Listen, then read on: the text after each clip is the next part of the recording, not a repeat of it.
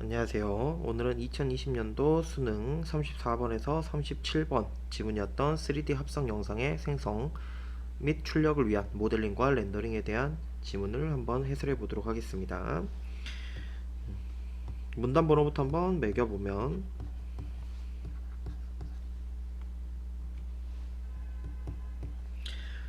총 4개의 문단으로 구성되어 있는 중지문 정도의 글로 보시면 되겠습니다. 뭐 보시면 알겠지만 내용 자체가 막 어렵거나 그러진 않은데, 보통 이런 걸 내신에서 내는 학교 같은 경우는 그냥 이거의 특징 정도를 구분해서 정리해 놓는, 그래서 정리가 중요한 거지 막 이해가 중요하거나 그런 지문은 아니라고 생각이 되네요.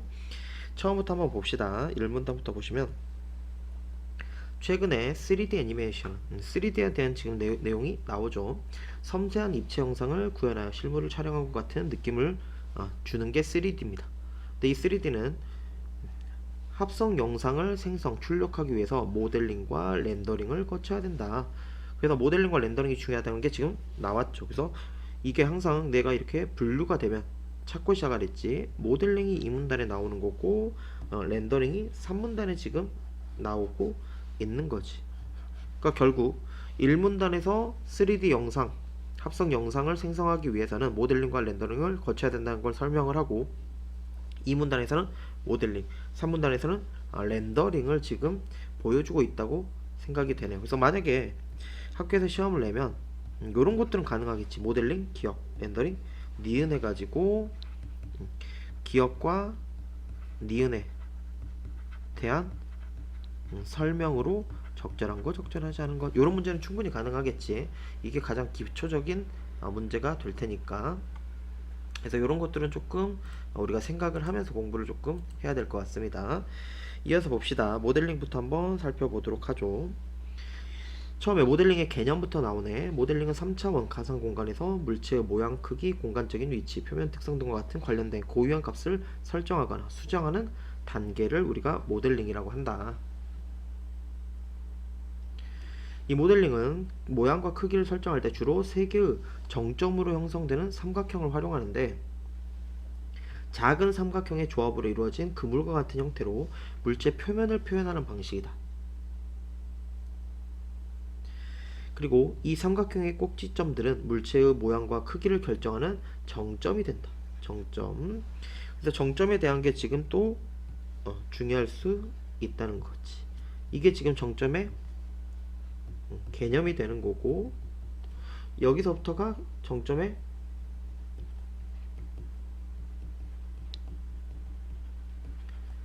특징들이 소개가 되는데, 4가지로 지금 설명이 되는 겁니다.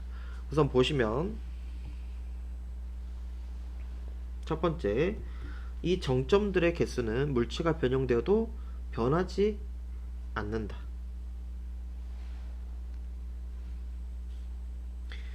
그 다음 두 번째, 정점들의 상대적 위치는 물체 고유의 모양이 변하지 않는 한 달라지지 않고, 세 번째, 물체가 커지거나 작아지는 경우에는 정점 사이의 간격이 넓어지거나 좁아진다.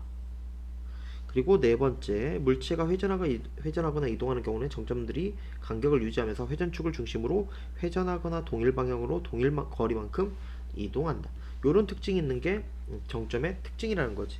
그래서 정점의 특징 가지고 4가지 특징, 이 부분을 가지고 이런 것들 괜찮죠. 그래서 모델링에 대해서 간단히 살펴봤네. 그러면 3문단은 렌더링에 대한 설명인데, 렌더링도 한 4가지 정도로 지금 정리가 되는 거지. 그래서 여기서도 중요한 게 렌더링에 대한 것도 묻기가 괜찮다는 거지. 그래서 기억과 니은에 대한 이걸로 내면 모델링과 렌더링을 비교하는 문제인 거고, 그냥 단독으로 모델링 안에서 정점에 관해서 내도 되고, 그냥 렌더링을 단독으로 내도 괜찮은 문제가 될 수 있겠다. 그래서 내신에서는 이런 것들을 적절한 거, 적절하지 않은 것으로 사실적 독해, 기본적인 문제로 묻기가 괜찮은 문제들입니다. 3문단 봅시다. 3문단도 렌더링의 개념부터 시작을 하네요. 공간에서의 입체에 대한 정보인 이 데이터를 활용하여 물체를 어디에서 바라보는가를 나타내는 관찰 시점을 기준으로 2차원의 화면을 생성하는 게 렌더링이라고 합니다. 근데 이 렌더링은 정해진 개수의 화소로 화면을 표시하고 각 화소별로 밝기나 색상 등을 나타내는 화소값부터 부여하는데, 이 화소값을 지정함으로써 물체의 원근감을 구현하고 그 다음에 화소값을 정해줌으로써 물체의 입체감을 구현하는 거야. 그래서 이런 것들은 같이 서술해도 됐겠지. 왜? 이런 게 지금 동일하잖아. 화소값을 지정함으로써 화소값을 지정함으로써 물체의 원근감, 입체감. 그럼 합쳐서 화소값을 지정함으로써 물체의 원근감이나 입체감을 구현한다 라고 해도 전혀 문제가 없겠지.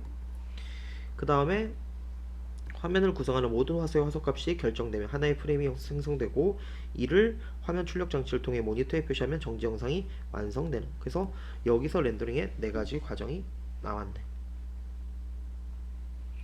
그래서 지금 1문단에서 3D 합성 영상을 생성 출력하기 위해 모델링과 렌더링을 거쳐야 된다고 하면서 2문단에서 모델링, 3문단에서 렌더링을 설명을 했다는 얘기지. 여기서 좀 간단히 설명할게. 모델링 과정에서 이 부분 보이시죠?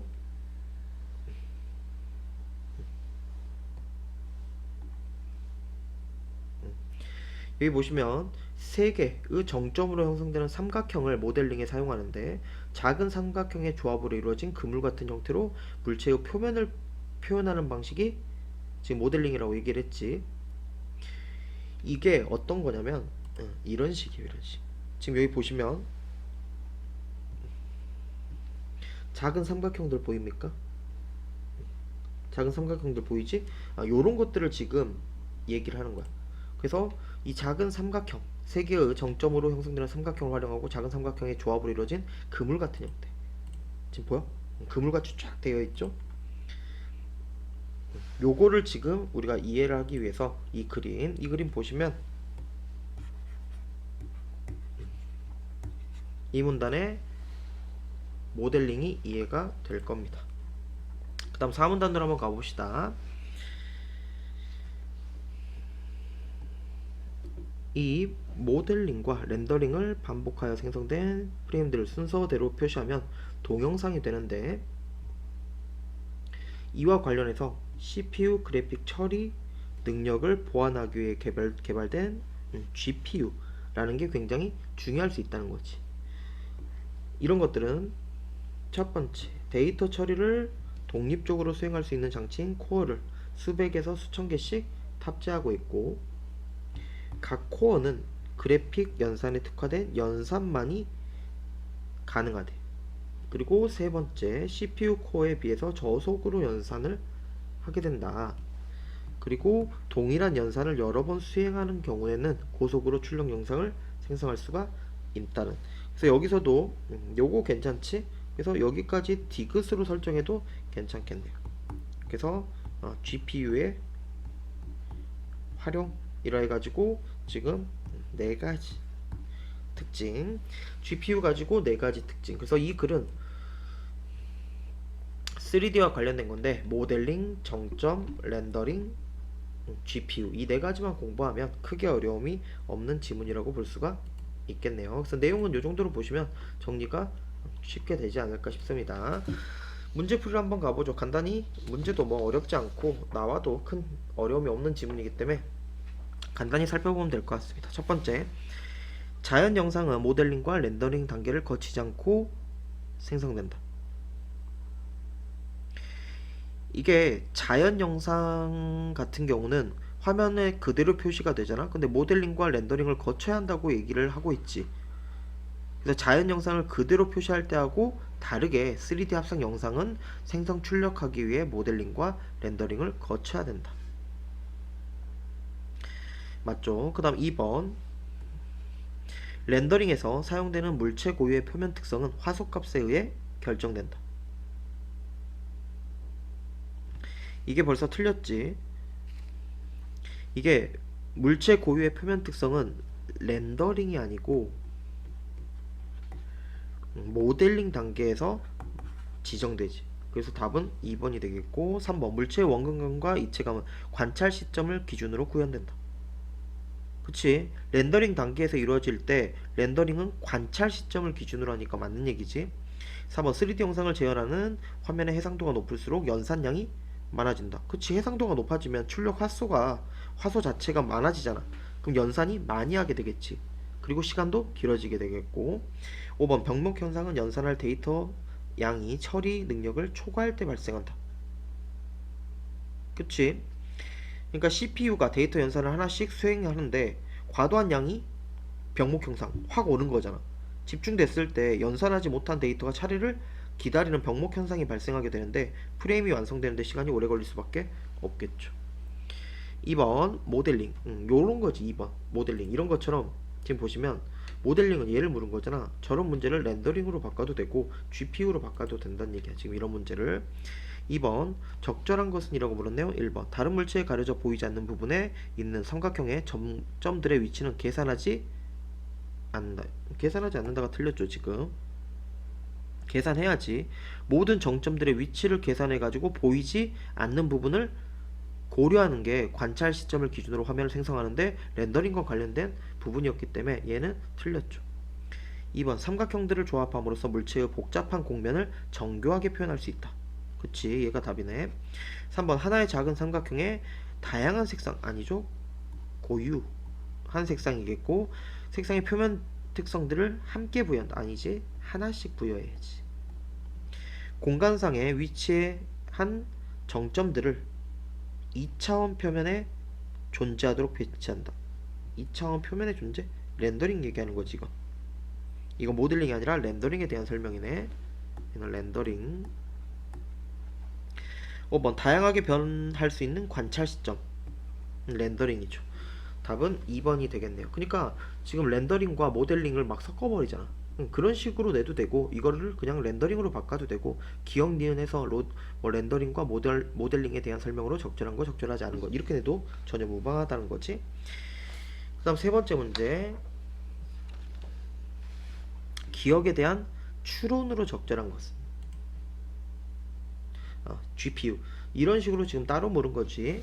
GPU에 대한 그러니까 결국 여기서 가장 중요한 건 세 가지야. 모델링, 렌더링, GPU.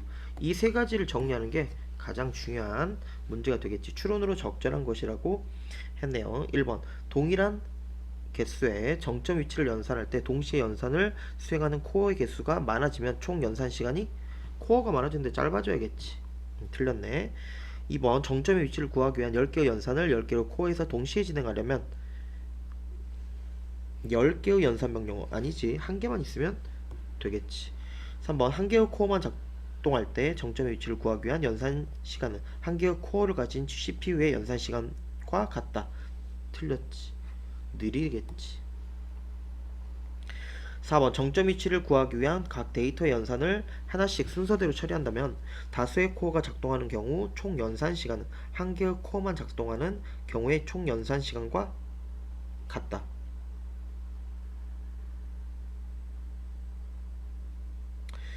CPU가 한 번에 연산에 쓰이는 데이터들을 순차적으로 각 코어에 전송하고 그 다음에 전체 코어에 하나의 연산 명령어를 전달하게 되면 각 코어가 모든 데이터를 동시에 연산하게 돼서 연산 시간이 짧아지지. 근데 각 데이터의 연산을 하나씩 순서대로 처리해야 된다고 하면 하나의 코어에서 하나의 데이터에 대한 연산이 이루어지고 그 다음에 다음 코어에서 그 다음 데이터에 대해서 연산이 이루어지고 이런 식으로 순차적으로 가게 되잖아. 그러면 다수의 코어가 작동한다 했더라도 다수의 코어가 동시에 연산하는 경우가 아닌 거지. 그럼 다수의 코어가 작동할 때하고 비교했을 때 연산 시간은 같다라고 해야지. 같다. 그래서 답은 4번이 되겠고 5번 정점 위치를 구하기 위해서 연산해야 될 10개의 데이터를 10개의 코어에서 처리할 경우 모든 데이터를 모든 코어에 전송하는 시간은 한 개의 데이터를 한 개의 코어에 전송할 때와 같다 해야지. 10개 10개랑 한 개 한 개는 같겠. 길다 해야겠지.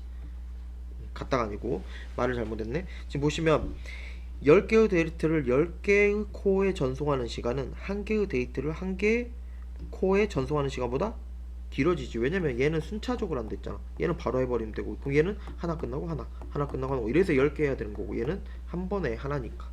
답은 4번. 그 다음에 이거는 보기가 있는데 뭐 보기가 보기답지 않다라고 생각해도 되겠죠. 3D 애니메이션 제작을 위한 계획인데 적절하지 않은 것을 고르랍니다.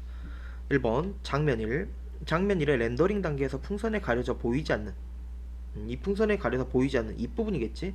이 입부분의 삼각형들의 표면 특성은 화소값을 구하는데 사용되지 않겠군. 그치? 2차원의 화면에서 생성되지 않잖아. 그러니까 보이지 않는 입부분의 삼각형들은 표면 특성은 화소값을 구하는데 사용되지 않겠지. 1번은 맞고 2번 장면 2에 얘죠? 모델링 단계에서 풍선에 있는 정점의 개수는 유지되겠군. 그러니까 모델링 단계에서는 정점의 개수가 물체가 변형돼도 변하지 않잖아. 그러니까 이건 맞는 거고. 3번 장면 2에 똑같은 그림이네. 모델링 단계에서 풍선에 있는 정점 사이의 거리가 멀어지겠군. 그러니까 모델링 단계에서는 물체가 커지면 정점 사이의 간격이 넓어지니까 멀어진다고 해도 돼, 안 돼? 되겠네. 4번 장면 3에서 모델링 단계에서 풍선에 있는 정점들이 이루는 삼각형들이 작아지겠군. 틀렸지. 정점들이 이루는 삼각형들의 크기는 달라지지 않겠죠. 이거는 뭐 답이 너무 쉬웠고. 5번 장면 3에서 렌더링 단계에서 전체 화면에 화소값이 부여되는 화소의 개수는 변하지 않겠군. 전체 화면을 잘게 나눈 점이 화소고 정해진 개수의 화소로 표시한다고 했잖아. 그러니까 당연히 장면 3의 렌더링 단계에서 전체 화면에 화소의 개수는 변하지 않아야 된다는 얘기죠. 그래서 이렇게 보시면 뭐 문제는 큰 문제가 없는 지문들로 설정이 되어 있네요. 그래서 이 지문 다시 말하지만 그냥 이 모델링 그 중에서도 정점, 렌더링, GPU 얘를 기억 니은 비교해도 되고 기억 니은 디귿을 비교해도 되겠다. 그래서 이렇게만 해도 세 문제고 그 다음에 이런 그림에 적용하는 문제 하나 정도. 그래서 요 정도 네 가지의 지문이 가능한 이 정도 문제로 보시면 되지 않겠나 싶습니다. 그래서 뭐 이 3D 지문은 내용이 어려운 게 없었으니까 각각을 조합해버리는 거지. 뭐 모델링 해놓고 렌더링의 특징을 섞어버리거나 GPU를 섞어버리거나 렌더링 해놓고 모델링을 섞어버리거나 요런 게 가장 기본적인 거고 그 다음에 요렇게 적용하는 문제 하나 정도. 그래서 총 최대 4개까지 가능해 보이네요. 뭐 굳이 문제를 만들겠다면 전체 내용 가지고 적절한 거 적절하지 않은 것까지 가능히 하겠고. 그래서 이렇게 보시면 되는 지문이었습니다. 그래서 중지문 정도로 간단히 살펴보면 되겠네요. 오늘은 이 정도로 보도록 하죠. 고생하셨습니다.